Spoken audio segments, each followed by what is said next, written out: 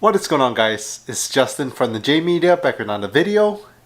So for today's video, we'll be doing a little DIY install on my Honda S2000. So over here we have a brand new Koyorad Radiator.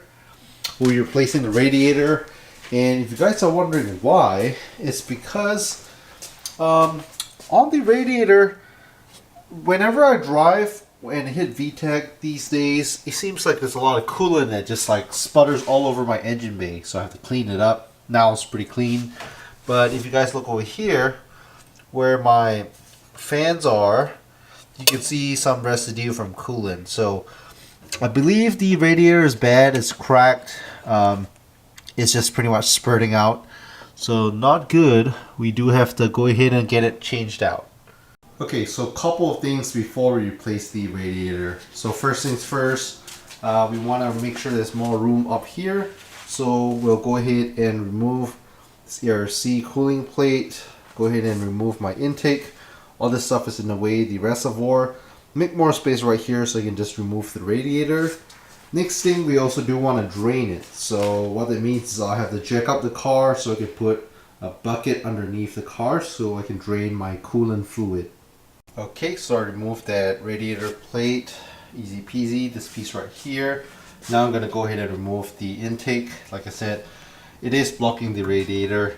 Once I get that out, I'll go ahead and remove this guy right here, the coolant overflow tank. So yeah, let's go ahead and get some stuff out the way.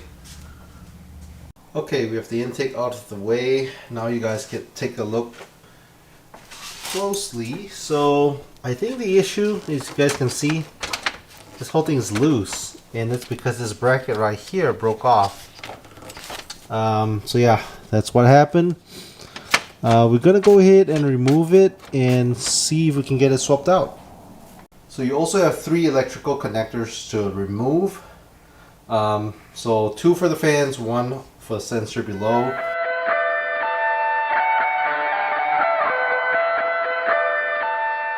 Second one is right over here.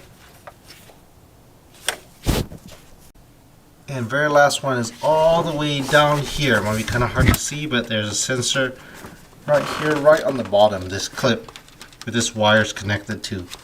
Okay, so now that you got all 3 electrical stuff unhooked, you're gonna go ahead and drain the coolant. So to drain it, there's this little tap on the bottom. Okay, so if you're looking down, you can either access it from the bottom of the car or up here. If you're looking down, it is this white tab right over here. All you're going to do is twist it, make sure to put a pan underneath to collect your coolant, and it'll start flowing.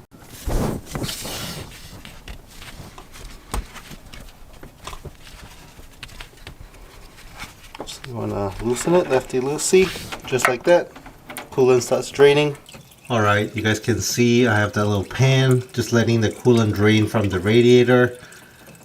And while it's draining, I'm going to go ahead and remove some other stuff, like the clamps. You can pinch this, remove this hose.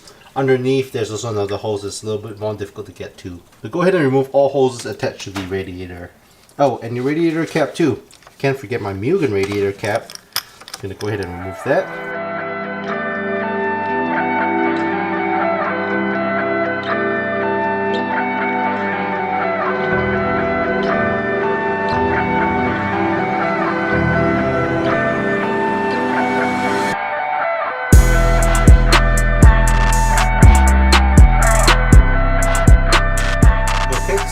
First, coolant hose remove. What you want to do is use pliers, pretty much just pinch it right here, wiggle it, get it loose, and then to get it off the radiator, might be a little tight, so you want to just wiggle it back and forth. Pops right out. And there's another hose on the bottom that I have to remove as well. That guy right there. Okay, and the very last coolant hose right here that you have to remove. This guy, same thing. I'm going to go ahead and use the pliers to remove it.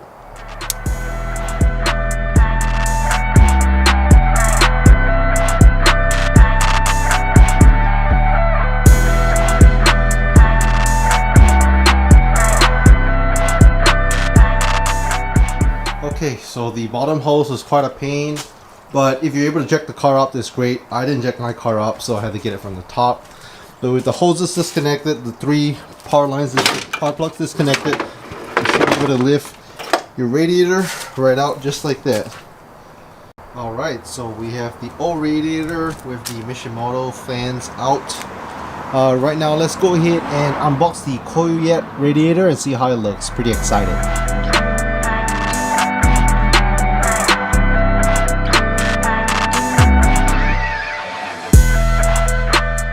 Alright, Koyorad Radiator off the box. Pretty excited. Let's go ahead and get it out of the bag.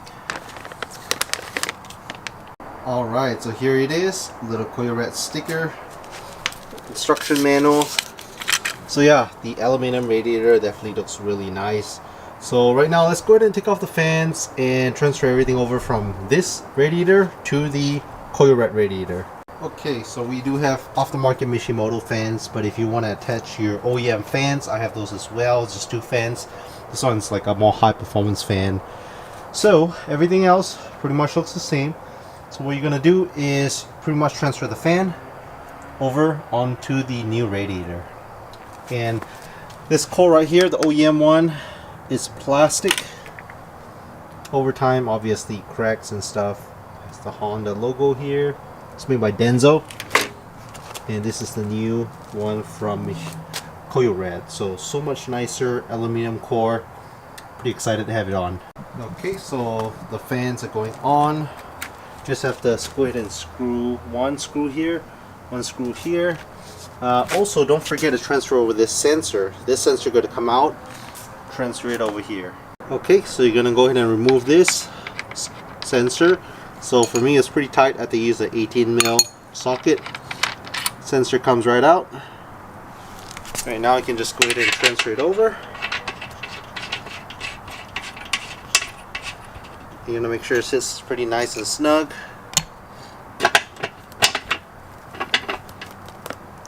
Okay. Alright, so now that you have your sensor nice and snug, you want to go ahead and make sure that all your bolts are all nice and secure. And then you want to make sure that you have these guys from the old radiator transferred over. So what these are little, I guess you can say, stands or whatever you want to call it. So these go on the bottom. You want to make sure they're nice and seated. So yeah, everything is assembled on the radiator. Now we're good to throw it back in.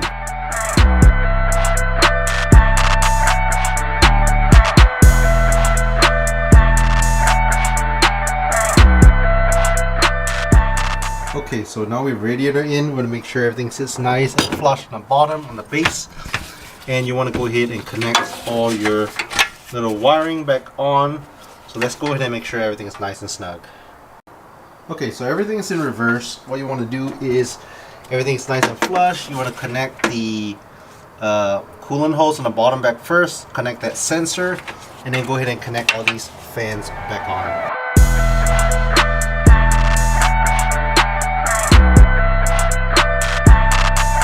Okay, so we pretty much has everything connected. The upper radiator hose, coolant hose, the bottom one, a little overflow, my intake's back in place. I just gotta put back this plate and then we should be able to fill up on coolant. Alright, so we have everything put back in place. We have the radiator, the cooling plate, my intake all put in place. Right now we have the radiator cap out just so we can put this little funnel and fill up the coolant. So what I'm going to do, I'm going to go ahead and fill it up right now first. Car's not running. Fill it up all the way to its full. Start up the car. Let it run, get up to operating temps. And I'll have to continue filling the coolant as well once it's warm. So you want to make sure that when you're filling it up, check underneath the car. Make sure it's not leaking any coolant.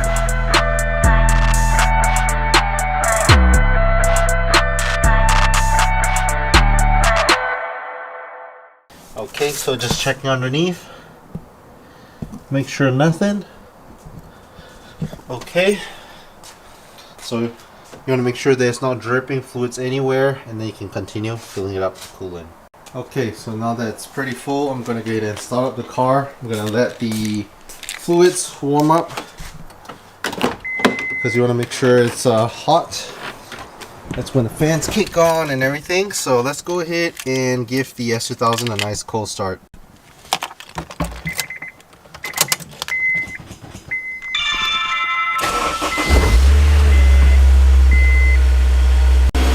Okay, so we have the car started up. We're just gonna let it run, let the fluids run.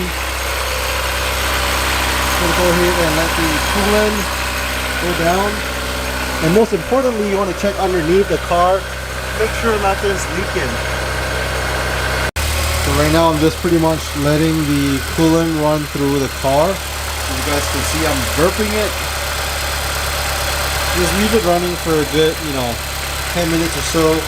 You want to make sure that your car gets up to operating temperature. So operating temp looks pretty good. Okay, so it's been over 10 minutes. I think everything is good to go. I'll let the car run up to operating temps. And everything looks pretty good. So we can go ahead and shut down the car. Alright. So now that's done, you want to go ahead and take this cap off. Back my new radiator cap. Alright, so we're more or less done, and I learned the hard way, but unfortunately the Mugen radiator cap I have does not fit the aftermarket Koyorad radiator. Fits the OEM radiator, but I do need to order a new one. So I went ahead and placed an order for a new Mugen radiator cap. Just because it's a little bit bigger. But yeah, more or less we have the install all done. Car runs good, it's not leaking any coolant. So once we get the coolant cap in, we'll be able to do this final shakedown, which is the test drive. And if you guys stay to the really end, make sure to leave a thumbs up. All in all, it's a really easy install for the radiator. All you're really gonna do is take off like your intake, your little radiator plate, remove the two hoses, upper and lower, remove the three connectors, and it comes right out. So pretty easy. Takes you about 30 minutes to an hour if you have the tools. So you also don't have to jack up the car. If you want to, it is a little bit easier to get the hose from underneath, but otherwise you don't really have to.